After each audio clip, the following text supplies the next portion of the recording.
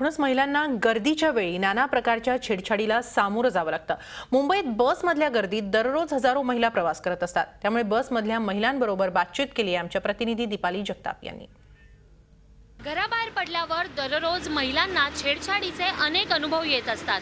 विशेषतः गर्दीच्या वेळीच अशी संधी साधली जाते। मी सध्या आहे बसमध्ये, ज्यातून हजारो महिला दररोज प्रवास करत असतात। संध्याकाळी आणि सकाळची जी वेळ असते, कामावर जाण्याची आणि येण्याची जी वेळ असते, अशाच वेळी महिलांना अनेक अनुभव येतात, कारण याच वेळी बसमध्ये प्रचंड गर्दी असते। काय नेमके महिलांचे अनुभव आहेत हे आपण जाणून घेणार आहोत।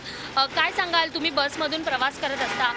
मतलब वो कंफर्टेबल नहीं होता है, तो कुछ फैसिलिटी भी नहीं है और जेंट्स के साथ ट्रैवलिंग करना अच्छा नहीं होता है। मीन्स हम लोग ट्रैवलिंग नहीं कर पाते, कंफर्टेबल बैठ भी नहीं पाते। That's why they are not moving ना।